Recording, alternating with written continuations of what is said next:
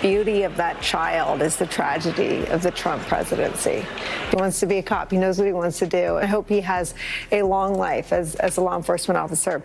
But I hope he never has to defend the United States Capitol against Donald Trump's supporters. And if he does, I hope he isn't one of the 6 who loses his life to suicide. Nicole Wallace disgustingly looped in a 13-year-old boy with brain cancer into an attack on the president over January 6th. White House Press Secretary Karoline Leavitt just called out MSNBC in a way they totally didn't expect.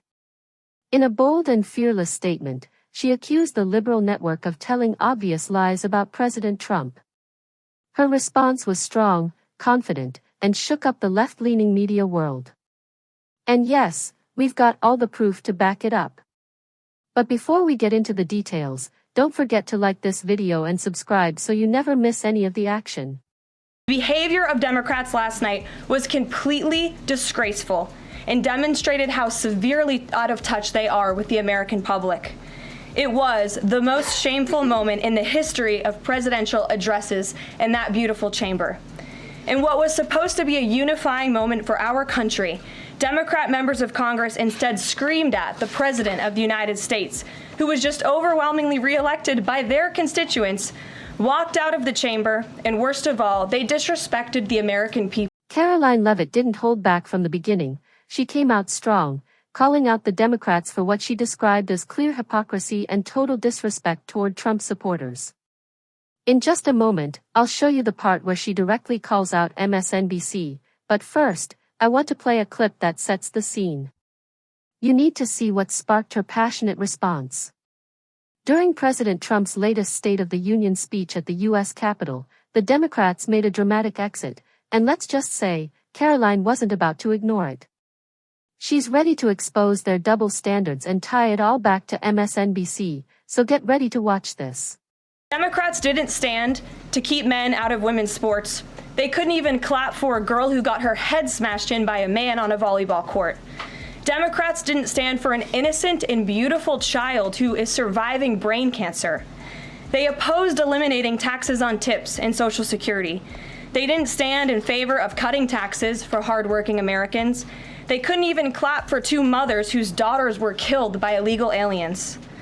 One of the only things that could get Democrats off their feet last night was cheering for Ukraine, not for America. If you're looking for a real-life example of hypocrisy, the Democrats are it. They talk about unity, say they care about every voice, and speak out against segregation, but their actions tell a completely different story. From selective outrage to clear double standards, their growing contradictions don't just look bad, they completely expose the false image they've created.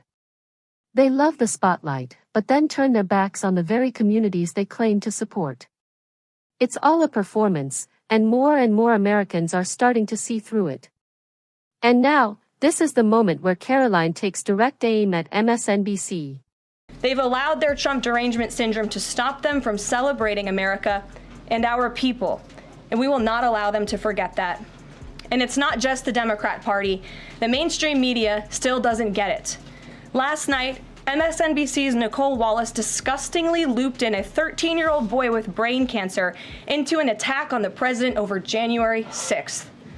And CNN's first chyron out of the speech called it divisive. It's becoming more and more clear that the Democrats and their allies at MSNBC feed off one thing: hate.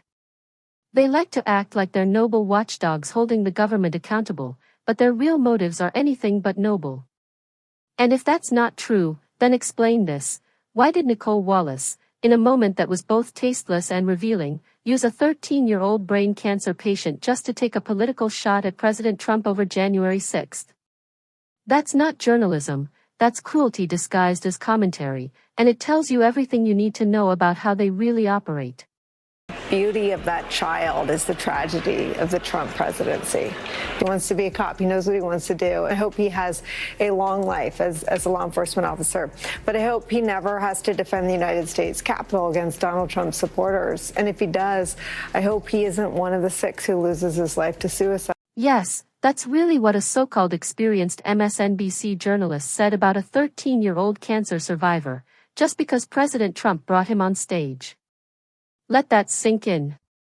Honestly, I hope the boy never heard those cruel comments, at least not until he's old enough to understand and handle them.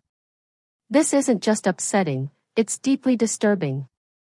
It shows how extreme political bias can destroy even the most basic human decency.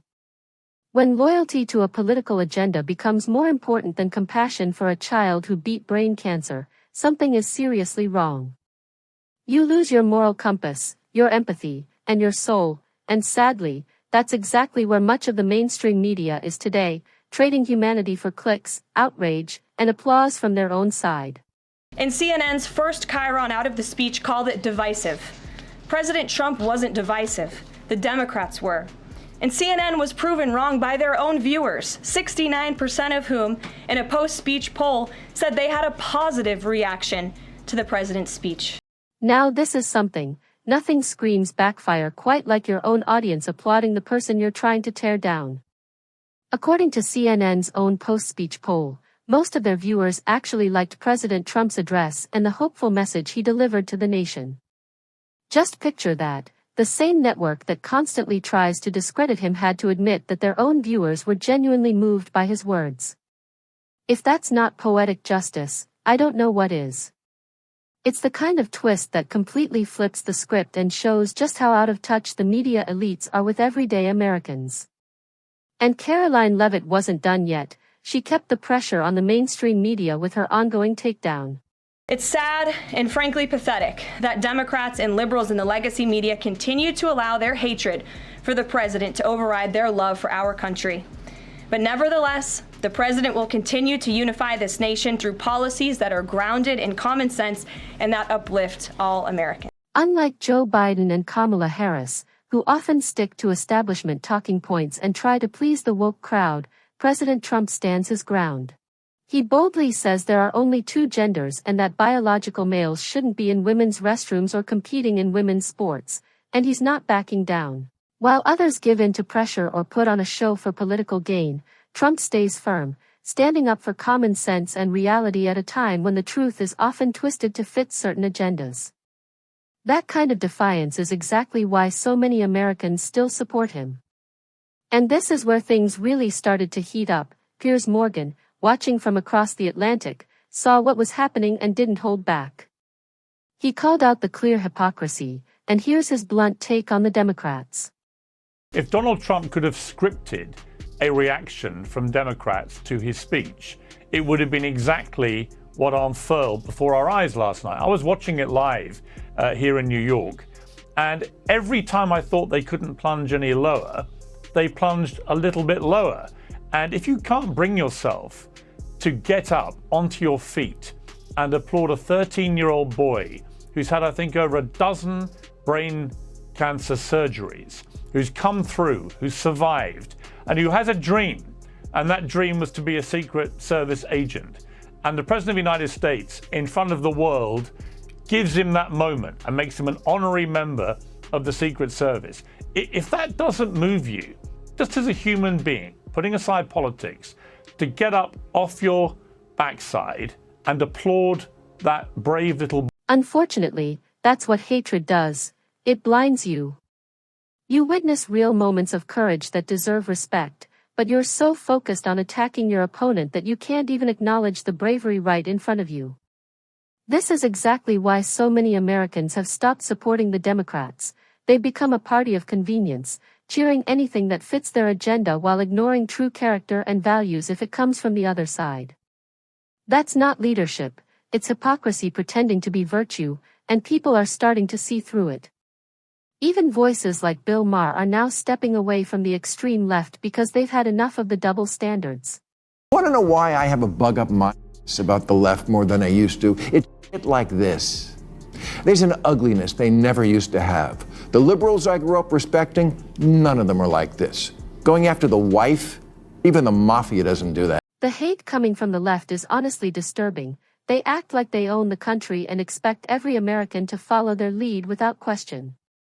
Anyone who dares to think for themselves or go against the narrative is mocked, pushed aside, and treated like an outsider. They've trapped themselves in echo chambers, completely unwilling to hear different viewpoints. That kind of intellectual arrogance is exactly why their message keeps falling flat. It just doesn't connect with everyday people because it's out of touch with reality and fueled by a need for control. Americans are tired of being told what to think, how to feel, and who to hate, and that's exactly why the left is losing trust, influence, and support across the country. And the fact that Democrats couldn't do that, these are the people, Laura, who like to have the hashtag be kind on their social media biographies. These are the compassionate people. These are the ones who care more than anybody. But look at them last night. Look at the way they treated DJ Daniel. Look at the way they treated the family of that poor girl. Look at the way they behaved with their stupid signs, which meant no sense to anybody. It looked like a sixth form common room in a college. Look at everything they did, and the walkouts and all the rest of it. If you're Donald Trump, you are watching that back today and laughing your head. What the Democrats don't seem to understand is that in their non-stop effort to attack Trump, they're destroying what little credibility and moral ground they still claim to have. Ironically, they're making him look like the calmer, more thoughtful, and even more compassionate leader. I'd bet anything that Trump bringing that brave young brain cancer survivor on stage wasn't just a kind gesture, it was a strategic move. He knew their hatred would outweigh their humanity, and he was absolutely right. Their refusal to applaud the child didn't just show political bias, it exposed the emptiness behind all their talk of compassion. It showed that their constant messaging about kindness, unity, and empathy is just that, empty words, rehearsed and fake when real-life moments call for something real. Trump didn't just point out their hypocrisy, he held up a mirror to it, and they couldn't handle the reflection. Piers Morgan also had some strong words for Nicole Wallace, and he didn't hold back. What was that? One of the most disgusting, shameful, reprehensible things I have ever seen on the news in America. And the bar was pretty high for that accolade. I thought what Nicole Wallace did last night in taking that boy's story and in a weirdly dystopian, horrific way, asking us to think about whether he might himself. What on earth was she thinking? There's clearly something deeply broken within MSNBC and the Democratic elite, and Americans are waking up to it. That's why so many people are walking away, switching sides, or simply stepping back from the chaos. This isn't just about political differences anymore, it's about basic decency, truth, and core human values. The far left's obsession with control has turned into something dangerous and dark. They attack anyone who disagrees, silence voices that challenge them, and twist stories to fit their agenda. The ugliness isn't hidden, it's out in the open. From ignoring a child cancer survivor to filtering every event through a partisan lens, they've shown exactly who they are. And people are done with it. Americans are craving something real, not scripted. They want genuine kindness, not cruelty. And more, they're realizing they won't find that on the left, not anymore. There's something wrong with those Democrats who didn't get up off their backside. There's something wrong with those MSNBC anchors. And it says an awful lot that they still pretend they are the caring ones, the compassionate ones. The mask is finally slipping, and Americans are starting to see MSNBC, CNN, and the Democratic Party for what they truly are, a self-serving, ego-driven machine focused on their own narrow interests. Behind the polished headlines and dramatic outrage is a clear disregard for the real issues that matter to everyday people. They claim to give a voice to the voiceless, but in reality, they silence opposing views, twist the truth, and use empathy as a political tool. It's not about helping people, it's about sticking to their script. They only support causes when it's convenient and ignore any facts that don't fit their narrative. The public isn't falling for the fake virtue signals anymore. Trust is fading, the facade is crumbling, and the days of blind loyalty are coming to an end. And with that, we're wrapping up today's video. If you liked our bold take, make sure to hit that like button and subscribe for more sharp, unfiltered content. Thanks for watching, and we'll see you in the next one.